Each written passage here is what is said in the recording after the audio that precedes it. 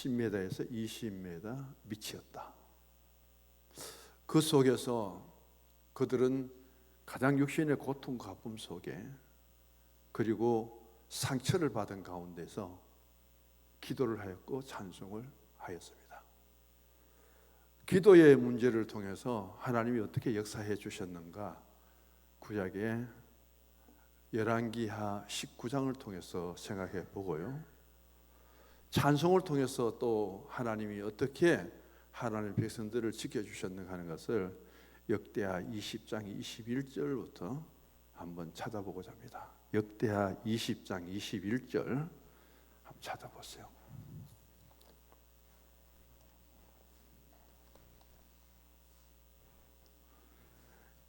역대하 20장입니다.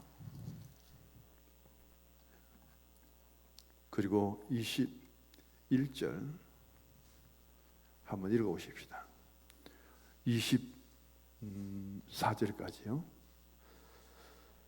백성과 더불어 의논하고 노래하는 자들을 택하여 거룩한 예복을 입히고 군대 앞에서 행진하며 여호와를 찬송하여 이르기를 여호와께 감사하세 그의 인자하심이 영원하도다 하게 하였더니 그 노래와 찬송이 시작될 때에 여호와께서 복병을 두어 유다를 치러 온 암몬 자손과 모압과 세일산 주민들을 치게 하심으로 그들이 패하였으니 곧 암몬과 모압 자손이 일어나 세일산 주민들을 쳐서 진멸하고 세일 주민들을 멸한 후에도 그들이 서로 쳐 죽였더라. 유다 사람들이 들 망대에 이르러 그 무리를 본즉 땅에 엎드러진 시체들 뿐이요 한 사람도 피한 자가 없는지라.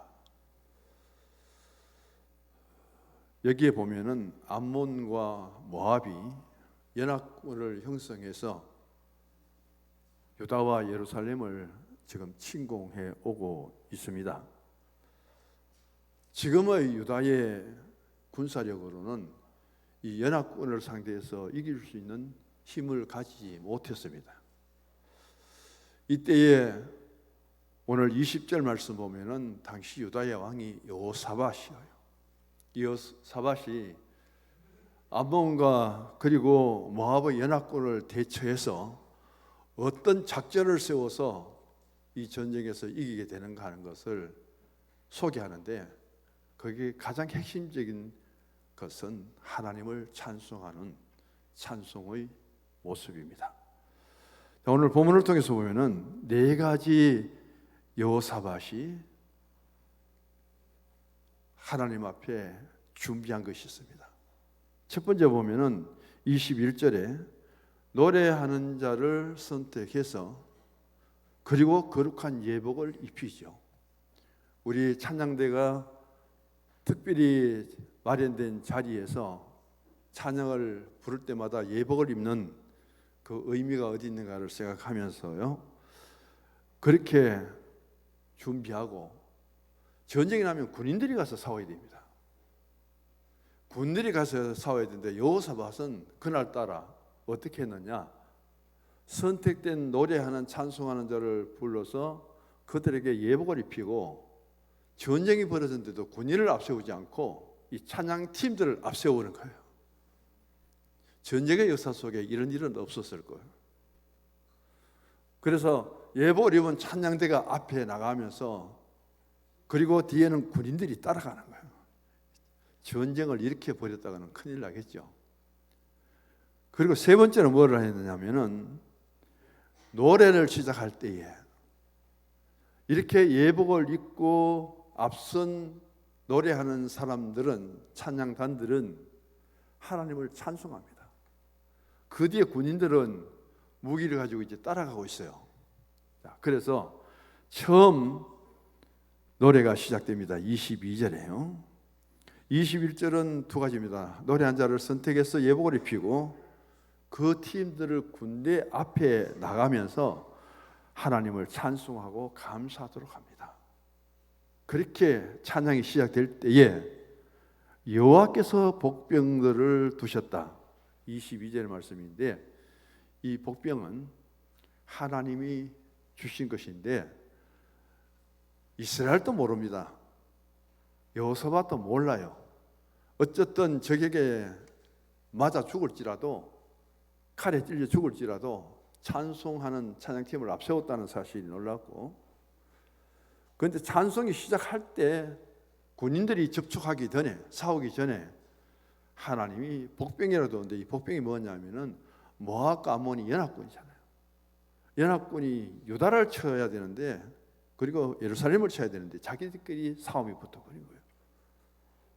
신기하게도 유다 백성들은, 군인들은 한 명도 안 죽고요, 자기들끼리 전쟁이 벌어져갖고 치고받고 연합군이 되었던 모압과 암몬 자손들이 다 죽었다는 거예요. 망대에 올라가서 살아난 사람이 있는가 보니까 한 사람도 살지 못하고 다 죽었더라. 남은 것은 시체뿐이었다. 23절 24절에 그렇게 말합니다. 여기서 하나님 앞에 우리가 한 마음이 되고 찬송을 부르는 것이 얼마나 위대하다는 것, 저는 무엇보다도 용감한 사람들은 찬양을 부르는 사람들이다. 담대해야 된다. 용기가 있어야 된다. 전쟁터에서 앞에 총알바지도 아니고 아무 무장도 하지 않고 거기다가 거룩한 예복을 입고 찬송 부르니까 찬송을 부르면서 앞에 나가는 군인들이 싸워야 될 사람들이 뒤에 쳐져 있고, 여기에 내가 예복을 입고 찬양을 하겠습니다 하고 지원한 사람들, 자원한 사람들 위대하지요. 찬양대가 이런 찬양대입니다. 이게 찬양을 하고 하나님께 찬양 속에서 영광 돌릴 수 있는 그런 믿음의 참된 모습이라는 거예요. 더 설명하지 않겠습니다. 그 찬양의 소리를 듣고 하나님이 복병을 두어서 쳐들어온 적군들, 동맹 맺은 저들이 서로 치고 싸워서 모두가 다 멸망했더라. 한 사람도 살아난 자가 없더라. 이렇게 해서 암몬, 그리고 여기에 나오는 모압의 연합군을 전쟁하지 않고 칼 한 번 휘두르지 않고 거룩한 예복을 입고 찬양하는 찬양대의 그 음성을 들으신 하나님이 승리케 해주셨다는 사실. 할렐루야. 두 번째는 열왕기하 19장입니다. 여기에 또 아수르 군대가 쳐들어옵니다. 아수르 군대가 굉장히 강한 민족이 되어버렸죠. 그 아수르에게 결국은 북왕국 이스라엘이 멸망을 당하고 수도가 사마리아인데, 아수르 백성들과 같이 동거하도록 살게 해서 혼혈민족으로 만들어버리고 순수한 혈통의 유대인에서 빠져버립니다. 오히려 자기 민족들에게 더 욕을 먹고 짐승 취급을 받게 되죠. 히스기야 왕 때에 이렇게 아수르 군대가 쳐들어옵니다. 히스기야가 무엇을 했을까요? 그는 이 아수르의 왕이 너희들 항복해라, 너희들 하나님 힘이 없다, 이제는 항복하는 것만이 살 길이다, 그것을 들고 이사야 선지자에게 기도 좀 도와주십시오 부탁하고는 성전에 올라가서 하나님 이거 한번 보세요. 아수르가 이렇게 교만하고 오만하게 이 편지를 보내서 우리를 협박하고 항복하도록 합니다. 하나님 좀 도와주십시오. 그렇게 기도했죠. 그날 밤에 아수르 군대 18만 5천 명이 송장이 되었더라, 시체가 되었더라. 열왕기하 20장 35절에 분명히 기록하고 있습니다. 하나님은 가장 위급할 때 하나님의 거룩한 성호를 찬양하는 찬양대를 세우고, 하나님 가장 위급할 때 기도의 용사를 세우셔서 하나님 백성들 이렇게 보호하시고 승리케 해주시고 하나님의 이름을 높일 수 있도록 해주셨다. 그런 의미 속에서 오늘 본문으로 돌아옵니다. 오늘 찬송과 기도가 얼마나 힘이 있는가, 얼마나 능력이 있는가 하는 것을 가장 긍정적으로, 가장 능동적으로 선교를 하는 바울과 실라에게 하나님이 보여줍니다. 이 두 사람의 찬송과 기도의 힘과 능력이 전혀 예수를 알지 못하는 사람들, 그것도 세상에서 죄를 지어서 격리되고 감옥 속에 수용되어 있는 죄수들이 다 듣도록 그것을 감독하는 간수장이 자기 책임을 못해서 자결하고 죽으려고 하는 그 순간에 그 심령에 예수 그리스도를 믿게 하셔서 그 가정에서 온 식구들이 세례받고 빌립보 교회가 세워지는 그런 믿음의 역사의 기초는 어디에 있었느냐? 찬송과 기도. 그것을 오늘 우리에게 보여주고 있습니다. 오늘 본문에 앞서서 바울은 마게도냐 성 필립보에서 복음을 전합니다. 점치는 귀신 들린 여종을 만나서 고쳐주지요. 앞에서 그것을 통해서 네 가지 어려움을 당합니다. 첫 번째 19절을 보시면은 귀신 들린 여종의 주인이 수입이 끊어졌다고 해서 바울과 실라를 고소를 합니다. 그리고 이들은 이 빌보의 지역에 들어와서 지금까지 듣지도 못했던 누구도 전하지 않았던 예수 복음을 갖고 와서 이 지역을 너무 소란케 하고 있습니다. 저들이 혹시 돈 사람 아닙니까? 그러면서 고소를 해버리죠. 그 고소를 받은 관원들은 원인도 이유도 전혀 묻지 않고 바울과 실라를 그대로 매질합니다. 그러면서 그들을 옷까지 벗겨버립니다. 왜? 더 활동하지 못하도록. 예수 복음 들고 빌보에 가서 그것도 첫 성이에요. 아시아로 2차를 가려고 하는데 예수님이 그 길을 막았잖아요. 성령이 환상 중에 나타나서 우리를 도우라고 마게도냐 사람이 손짓하는 그것을 보고 가지 않을 수가 없어서 유럽으로 건너가서 첫 성에서 이런 일들을 당합니다.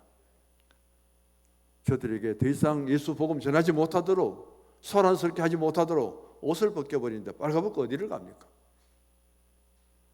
거기다가 얼마나 변을 많이 맞았는지 보여주고 있습니다. 그래서 복음 들고 가는 곳에 전혀 상상도 하지 않았던 그곳에서 생각지도 않았던 고통과 아픔을 겪습니다. 그것도 악한 일 때문에 그런 것이 아니라 가장 선한 일을 했죠. 그 대신 그들에게 돌아오는 것은 외마증과 고통과 아픔이죠.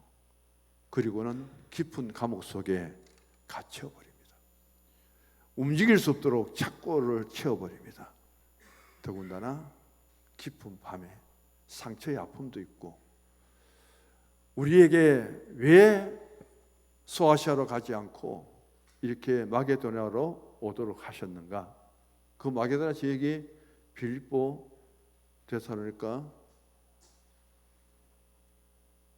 베레아죠. 아덴과 그리고 고린도는 아가야 지역이고 아가야 지역의 수도는 고린도고 그렇습니다. 자, 그런 가운데서 이 상황에서 바울이 할 수 있는 일은 뭘까요?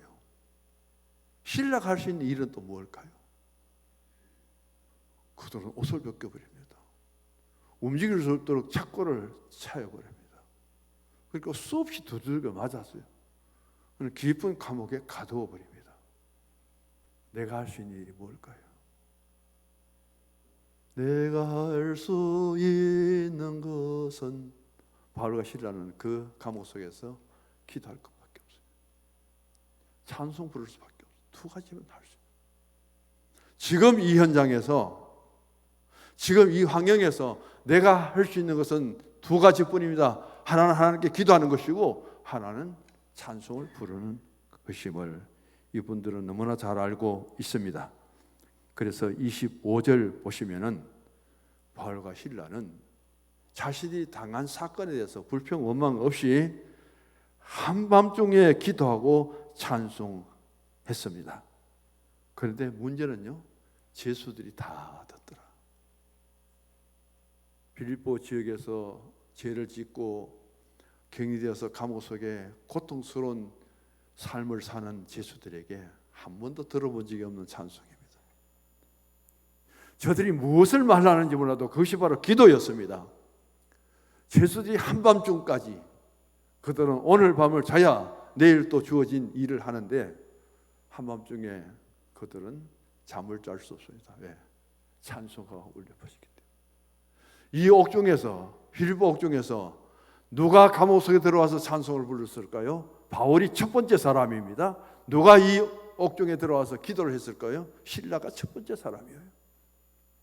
지금도 보지 못했던 사람들, 만나지 못했던 사람들, 기도 소리 듣지 못했던 니들, 찬송을 듣지 못했던 니들에게 한밤중에 찬송이 울려 퍼지고 기도가 울려 퍼지니까 잠을 못 잡니다.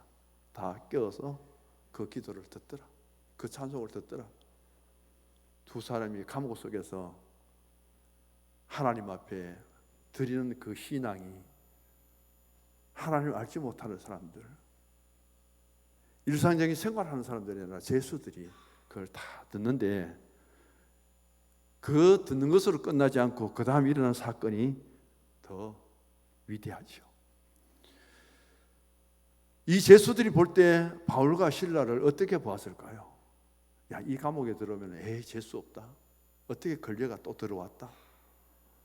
그러면서 불평하고 원망할 텐데 이 두 사람은 다른 사람보다 더 엄한 감옥 생활을 해요. 자꾸 쇠사슬로 발을 묶어버렸고요.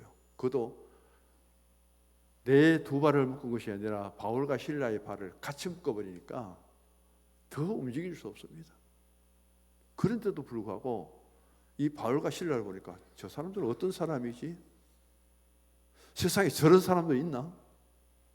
여기 들어오면 전부 재수 없다고 하고 여기 들어오면 전부 원망 불평만 하는데 저 둘이는 발목까지 쇠사슬로 매어갖고도 어떻게 똑같이 행동도 같이 하는지. 한 사람이 불평하면 하나는 그래도 감사할지라도 이 두 사람은 행동도 똑같이 하는 거예요. 똑같이 기도하고 똑같이 찬송 부르고. 같은 죄수지만은 우리하고 너무 다르네. 그런 각성을 죄수들에게 보여주었어요. 말하는 것이 아니라.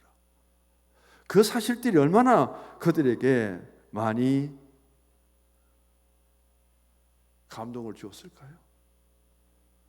조롱받고 천대받고 멸시받고 어떤 죄를 지었는지 몰라도 이제는 가족도 만날 수 없고 사회활동도 하지 못하는 거기에 수감된 그들에게 어떻게 이 두 사람은 그렇게 달라 보였을까요? 거기에 죄수들에게 엄청난 동기부여를 하게 되었을 겁니다. 두 번째 보면은 큰 지진이 일어납니다. 큰 지진은 뭘까요? 하나님이 땅을 흔들어 버립니다. 이 지진의 중심은 어디냐? 바로 빌보 감옥이에요. 그 감옥틀을 하나님이 막 흔들어 버립니다. 여기에서 우리는 하나님의 강림대의 모습이죠. 온 산이 흔들립니다. 출애굽기 19장 1절에 하나님이 강림하시니까 온 산이 흔들려 버려. 온 산이. 출애굽의 역사 속에 이스라엘들은 깜짝 놀랍니다. 그 산에 신의 산에 모세가 올라갔고 그 산에서 십계명을 주셨고 그 산에 하나님의 임재가 나타날 때 온 산이 다 흔들려 버리는 이런 역사. 하나님 임재가 빌보 감옥터에 임할 때에 감옥의 온터가 흔들려 버립니다. 그런데 무너지지는 않았어요. 무너지지는 않아요. 문제는 그 다음에 옥문이 다 열려 버립니다. 그리고 바울과 실라의 그 견고한 쇠사슬로 산 착고가 풀려져 버리는 거예요. 풀려져 버리는 거예요. 그걸 누가 보았느냐? 찬송을 들었고 기도를 들었던 죄수들 앞에 실라와 바울이 보여주는 현상의 모습입니다. 지금의 모습이에요. 여기에서 찬송과 기도의 힘으로 나타난 현상 앞에 간수가 자기 책임을 못했다고. 간수가 자기 책임을 못했다고 자결하라 그럽니다. 그때 바울이 뭐라 그래요? 야, 자결하지 마라. 우리 여기 안 있나? 도망 안 갔다. 진짜 멋진 모습이잖아요. 어떻게 예수 안에서 그런 용기가 나왔고 어떻게 예수님 안에서 그런 담대함이 나왔을까요? 저 같으면 좋다고 100보 달려가면서 도망가 버렸을 텐데 바울과 실라가 거기에 던져 있어요. 자, 바울과 실라가 도망가 버리고 간수는 책임 못했다고 자결해 버리고 빌립보 땅이 어떻게 되었을까요? 그 빌립보 교회가 세워졌을까요? 빌립보 교회에 엄청난 문제가 일어납니다. 도대체 탈옥하고 도망간 놈이 누구냐? 그걸 책임을 다 못 져서 간수장은 스스로 자기를 해서 죽어버렸다.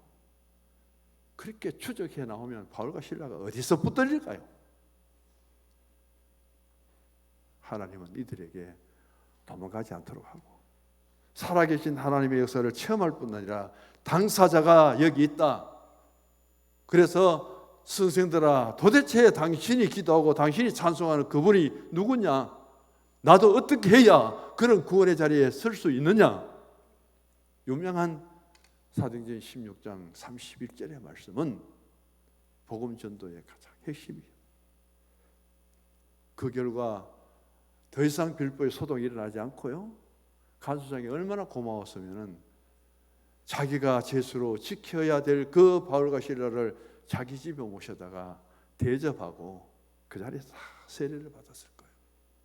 그렇게 세워진 교회가 빌립보 교회입니다.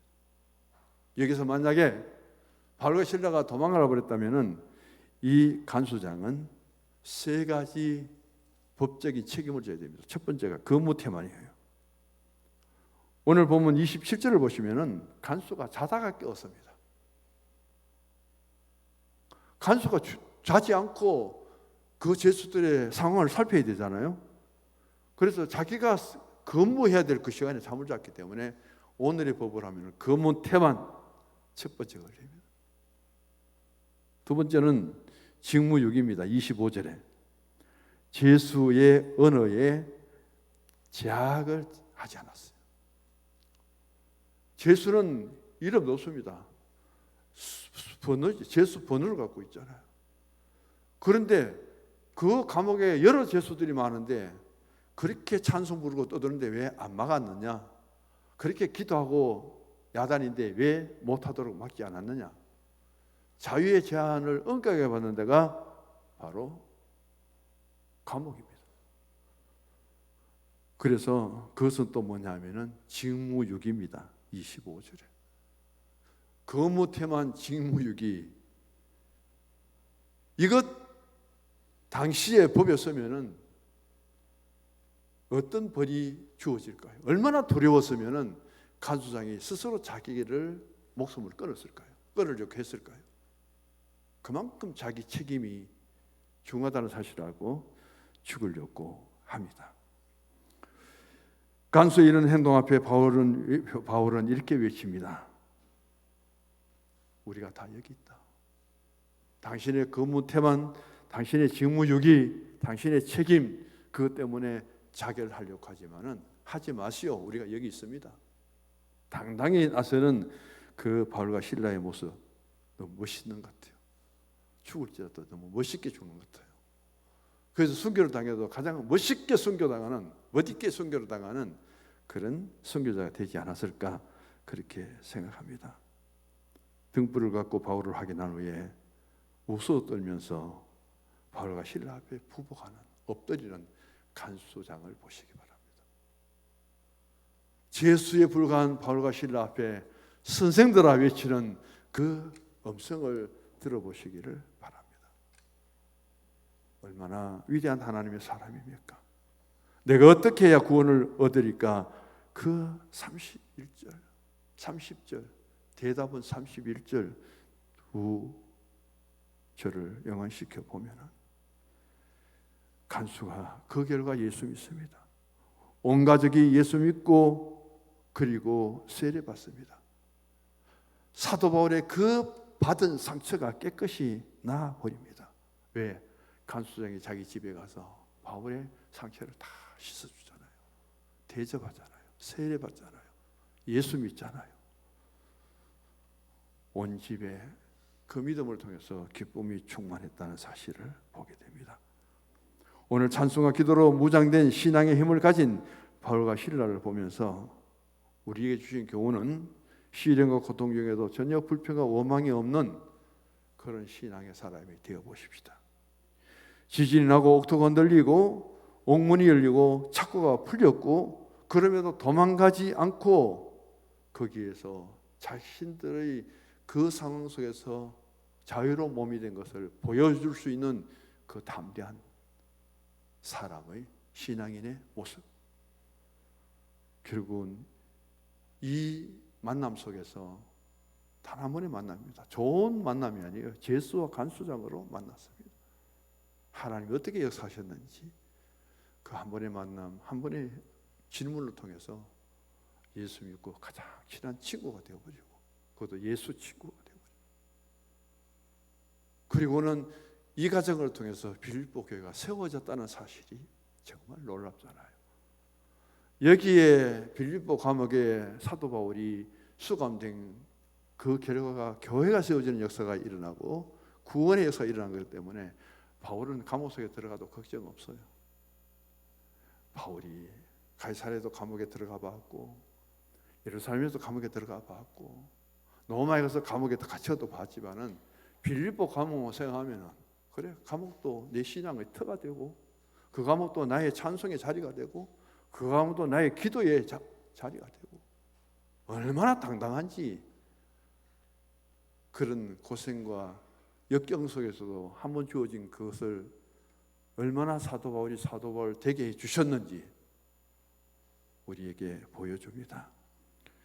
이렇게 넘겨주시는 하나님 안에서 제수로서도 살아계신 하나님, 제수로서 능력으로 임하신 하나님, 가장 인간의 땅 위에 사는 것이 아니라 굴을 파고 지하 깊은 곳에 누구도 만날 수 없고 찾아올 수 없는 그곳에 갇혀질지라도 그것까지 찾아오시는 하나님, 그곳에 역사하셔서 찬송 부르고 기도하도록 도우시는 우리 주님. 여기에서 우리가 바울과 실라를 칭찬할 뿐 아니라 그것을 통해서 간수장이 복음을 받아들이고 믿음의 가정이 되고 교회의 주역이 됐다는 사실을 생각하면서 믿음이란 무엇인가 예수님이 칭찬한 것을 둘로 이야기하면은, 한 사람은 백부장의 칭찬입니다. 이스라엘에도 이만한 믿음을 만나보지 못했다. 마태복음 8장. 15장에 가면은 가나안 여인이죠. 딸 안심하라, 귀신 들린 그 딸들. 사마리아 여인입니다. 가나안입니다. 가장 부끄러운, 인간한테도 못 봤는데 그것도 데리고 있는 딸이 귀신 들려 있는 그 딸을 데리고, 부끄럽지만은 예수님께 데리고 나온 그 여인의 믿음, 내 믿음이 크도다 칭찬받습니다. 충성에 대해서는 마태복음 25장의 달란트와 누가 19장의 문화 비유를 연관시켜서 보시기 바랍니다. 그 다음에 행한 일은 오늘 고넬의 구제 기도와 마리아가 옥합을 깨뜨리고 향유하여금 예수님을 섬기는, 헌신하는 그 모습들. 오늘 우리가 참 배워야 될 것도 많습니다. 또 버려야 될 것도 많습니다.